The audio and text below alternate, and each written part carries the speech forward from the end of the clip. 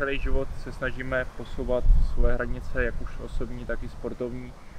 Když jsem tenkrát začínal s parkourem, tak jsem zjišťoval tu svobodu toho pohybu a něčeho, u čeho se člověk může posouvat opravdu daleko, a hlavně je opravdu na něm, kam se posune. Když jsme minulý rok začínali s klukama točit vlastně video v lese, kde jsem vlastně se snažil udělat ty nejlepší výkony své parkourové za po dobu 10 let, tak jsme vlastně objevili ohromný skok, pro mě ohromný. Já když jsem k tomu přišel, věděl jsem na 100%, že to skočím, že to chci skočit, že to je pro mě další výzva se někam posunout, protože celý život jsem se chtěl podívat do Francie a snažil jsem se skákat s místníma, kteří vlastně zakládali ten parkour, a hlavně skočit Mount Power Jump, který vlastně proslovoval David Belle ve svém filmu Okresek 13. Byl to hrozně můj sen, hrozně jsem se k tomu skoku chtěl podívat a hlavně si ho skočit a splnit si ten svůj parkourový sen.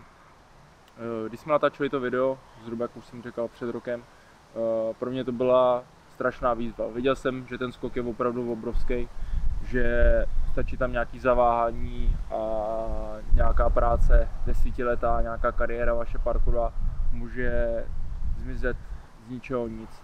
Byl tam hrozný problém, když jsme to natáčeli, nějaký zlom 45 stupňů, kde vlastně jste skákali z nějaký skály na druhou skálu. Museli jste skákat odrazově 5 metrů, bylo to z místa, bylo to vlastně z levelu na level, to bylo z nějaký vyšší části na nějakou nižší, což pro určitý atlety parkouru je výhoda, že nemusíte vlastně skákat nějak v rovině a nemusíte dělat tu největší energii. Můžete to zkusit vlastně s menší energií a nějakou razancí u toho skoku. Problém byl v tom, že ten drop, který byl dolů, byl zhruba taky 5 metrů, 5-6 metrů, což ten náraz na ty klouby a na ty nohy je opravdu neuvěřitelný a docela dost je to riskantní, při tom, že byste zaváhali nebo jste mohli spadnout, a celková výše té skály, která byla zhruba 20 metrů pod váma propast. My, když jsme to začali točit, přišel jsem k tomu, věděl, že to skočím a chtěl jsem to hlavně skočit. Důležitý pro mě byla ta psychika, spíš ne, že bych nad tím nějak přemýšlel, ale snažil jsem se to nějak probrat a srovnat si to v hlavě, aby to dobře vypadalo a hlavně, abych nic neskazil. Největší obavy jsem měl z toho parakotoulu, protože ten parakotoul tam byl hrozně moc potřeba a blbý bylo, že jak jste skákali vlastně dolů, tak tam byl nějaký úhel 45 stupňů a ten parakotoul jste museli vlastně dělat nahoru. Z mé zkušenosti ten parakotoul je hrozně moc těžký, dělat do nějakého převýšení nebo do kopce a bylo tam hrozný riziko při tom skoku, že tam zaváhám a můžu se třeba skutalit dolů právě těch 20 metrů a můžu si něco udělat. Jsou tady pověsti, točili jsme to video, jsou tady pověsti o tom, že někdo se tam neskutečným způsobem zranil tady na té skále, ne při parkourových činnostech, ale že nějaký horolezec, co jsem slyšel, spadnul z těch 20 metrů a nedopadlo to s ním moc dobře. Nechci se nějak tady s ním odreagovat, pro mě to byla hrozná výzva. Za 10 let tohle byl největší skok, který jsem kdy v životě skočil, nic takového jsem v životě nedělal. Bylo to pro mě další velká zkušenost to skočit. Dali jsme si hroznou práci na to s klukama, aby to dobře vypadalo. Vypočítávali jsme to, kolik potřebujeme toho odrazu, jak by to mohlo vypadat, aby všechno proběhlo na jedničku. Chtěl jsem to skočit na první skok, tady to nechtěli jsme to točit dvakrát, byl jsem plně rozhodnutý, že to skočím jednou a dvakrát to nechci jít, protože vím, že ten náraz byl fakt opravdu velký a na ty moje klouby to bylo docela náročné. Ohledně nějaké operace, postoupil jsem operaci kolenem, někteří to vědí, někde jsem se o tom zmiňoval. Snažil jsem se nějak rehabilitovat, nějak zdávat dokupy a koleno fungovalo, takže jsem se rozhodl, že tady ten skok skočím.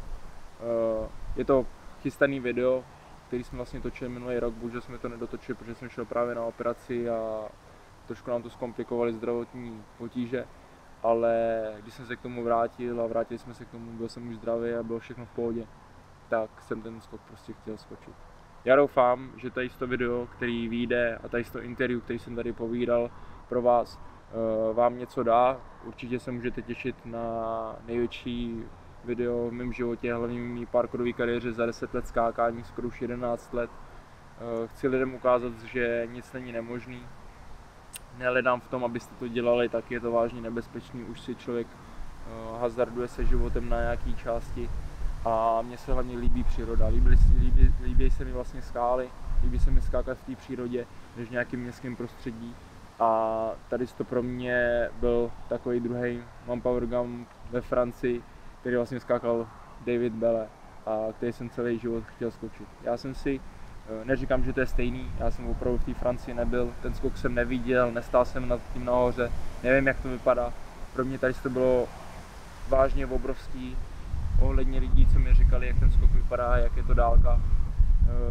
Snažil jsem se nějak na to psychicky připravovat, když už do Francie pojedu, vím, že budu už trošku psychicky a levelově po parkourové stránce na to připravený. Takže si myslím, že třeba do budoucna bych ten skok ve Francii mohl skočit, protože si myslím, že tady ten skok k tomu byl opravdu blízko. Nezdá se to určitě, kdo mě bude chtít třeba kontaktovat nebo by ten skok nikdy chtěli vidět, určitě může se na něj podívat. Já ho jsem rád vezmu, je to kousek od Mladé Boleslavi ve skalách, takže určitě mu to můžu ukázat, jak to vypadá, že to nevypadá zas tak lehce, jak na tom videu to vypadá. Můžete posoudit sami, jestli se vám to zdá velký, nebo jestli se vám to zdá úplně v pohodě. Když se vám to bude líbit, určitě na tady to video bych byl hrozně moc rád, kdybyste dali like, kdyby se vám to líbilo, nebo nějaký případný komentář. A já se doufám, že se budete těšit na video, který chystáme, jak který video už brzo vyjde tenhle rok.